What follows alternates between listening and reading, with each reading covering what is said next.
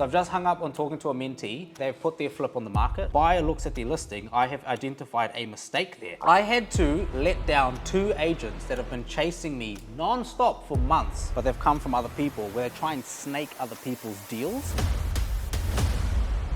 30 days to plan the next seminar. Now, welcome guys. This is going to be a behind the scenes vlog leading up to the seminar that's going to happen on April the 5th, which is a Saturday. And if you guys have been to one of my previous seminars, will see me post about the seminars. They are better than anyone else's, and we always try and do things that have never been done before. If you look back to what happened in the August one a couple of years ago, we did things where people could partner up with a wristband. We also had mortgage brokers come off from different companies and battle it out against each other. And we're going to be planning something very similar for this one here. And some people have literally attended the seminar, gone off to make their first $10,000, buy their own home, buy an investment property, keep in good contacts with me and my team, and now they're pretty much doing property, not full time, but they're in a much better position before they even started. When you attend a live seminar, not only do you get to network with other people, but something happens in your head where you're like, fuck, I've been in the space, I see the vibe, what it's about. I'm gonna hold myself accountable and actually do something with my life. Because if it isn't property in New Zealand, then what is it? Like, are you a business owner? Are you in crypto? Are you buying stocks in the US? What else are you going to do to get yourself from just earning a wage or basic salary until you die? I've also heard from a few deal sources, and some of them have said, hey Tama, I'm feeling a little bit demotivated. I'm finding it hard to find some deals. Vendors are being stubborn. Have you found any recent deals that I can,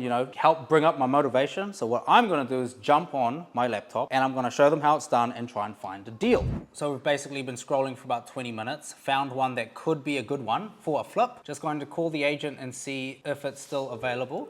Tama here, about one of your listings on Trade Me. How are you? Hi, good, how are you? Not bad, not bad. Just checking in on Street. Oh, yeah, sure. Look, it is still available. We had some offers last week, so that the vendors haven't accepted at this stage. Yep. And we've priced the property at offers over 359. Yep, cool. So I'm guessing everyone came in at what, the low threes?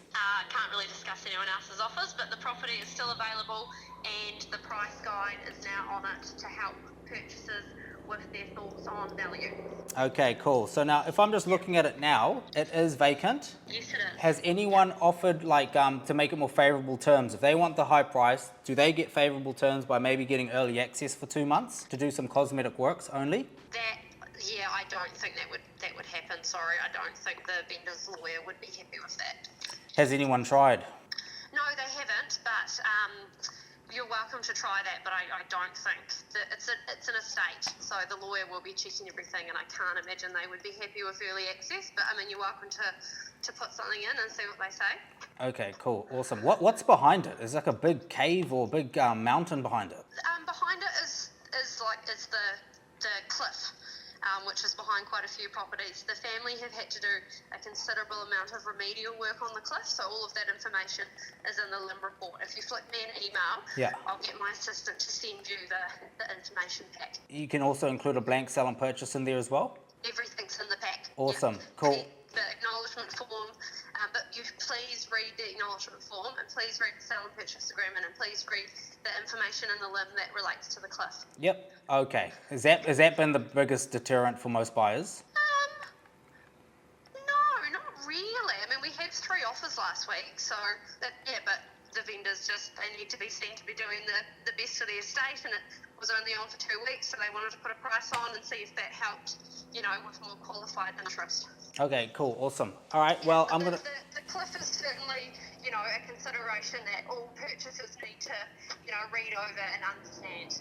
Yeah. All right, awesome. Thank you. I'll text you my email address after this. No problem. Thank you very much. All right, awesome. Thanks. Cool, well that one could be a good one. So as you can see, she was a very good agent. She did know not to disclose any of the other offers that have been presented price-wise. And because it is an estate sale, this is handled by the lawyers, which is pretty much the ones that will kill any opportunity for the next purchaser if they want early access, because a lawyer doesn't want to deal with any shit. All they want to do is just be like, what's the price? When's the settlement? Signed, sealed, delivered? Not our problem. You start getting early access in, something happens to the house, the lawyers now don't want to deal with that. That is why getting early access towards a house's estate sale is very hard. But I'm going to try it anyway to see what happens. I've just hung up on talking to a mentee. Now they've put their flip on the market, looks amazing. The reno took a little bit longer, but they went through council to change one of the bathrooms, add a bathroom in. Profit looks good, but they have forgotten one of the key things when it comes to the marketing side. So when a buyer looks at their listing, I have identified a mistake there, and the agent should have been smarter and have fixed it, but they didn't. So I've just sent him an email with a screenshot, so hopefully he'll get onto that now. And those, of course, that are coming to the seminar will see me break this down live in person, so you know exactly what the mistake was, so you don't make it in the future. And this is a funny thing, I had to let down 2 agents that have been chasing me non-stop for months for a listing. Now this isn't just a normal listing, this is the talk of the town listing,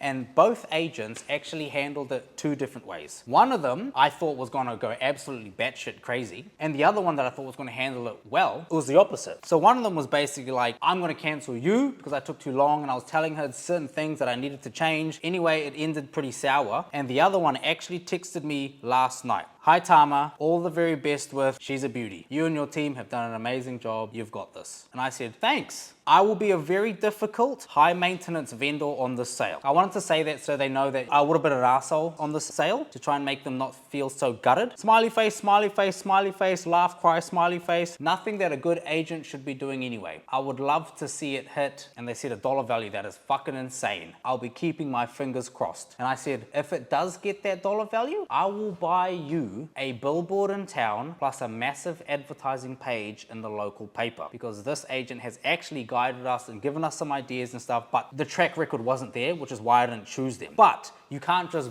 give money to an agent outside of REA rules, right? But what you can do is if you give the listing to another agent, but you still want to take care of another agent, you can opt to just pay for some of their marketing around town, which is what I've done. So I said, because you've helped us, and if we do achieve that fucking crazy sale price, I'll buy you a billboard in town and pay for like a whole page in the property press to get you more business. And they were just like, that's amazing, thank you very much. So that's just a way that you can save face and keep good relationships with agents that you might not even end up using. The other agent that turned out to be not so good was literally this close to getting it. Something happened on the agency form where I saw they actually wrote it, standard agency agreement is 90 days. They put it out to like 6 months, and I was really questioning. I was like, I don't want this to sit on the market for 6 months. You hand wrote to end in 6 months, which already shows me your doubt on how fast you can sell this property. So if you are a real estate agent, know that the vendors, especially if you've got their vibe on how fast they need things sold, if you start putting things over the 90 days, they're gonna be like, even you don't believe you can get this sold in 90 days. So don't do that. So as you guys can see, a lot of the work actually just comes from phone calls, sitting at the laptop, analyzing deals, emails. It's just a lot of talking to different types of people. So you're compounding your interest, right? You cannot get lazy doing this,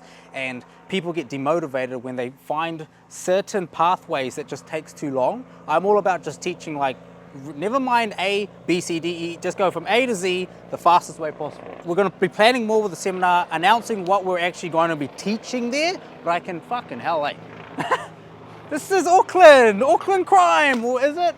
Anyway, if you guys are following along, we'll be doing these vlogs. You can see a little bit behind the scenes, but note, we can't give away too much privacy. People don't know that they're getting recorded on the phones. I have to bleak out the names, the addresses. You guys have to understand that. Just the other worst thing that I heard the other day is fucking, like, when you see other deal sources not come from me, but they've come from other people, where they try and snake other people's deals, which is the worst thing you can ever do. And what I mean by that is they might find out the address, wait for the contract to fall over, and they come in behind and think that we won't find out. You think that you can't check the title and see who actually went through the transaction later on, or they're posting on their social media? It's like, man, you're a fucking idiot. This country is so small, you cannot do that. And this is where people that I work with are like talking shit about them, being like, I'm never gonna work with them. And if you know in New Zealand you're trying to make money, networks is everything, especially in property in this country. Follow along for the next vlog, and again, you'll see some stories and posts on my Instagram. But yeah, make sure you're there April 5th at the seminar.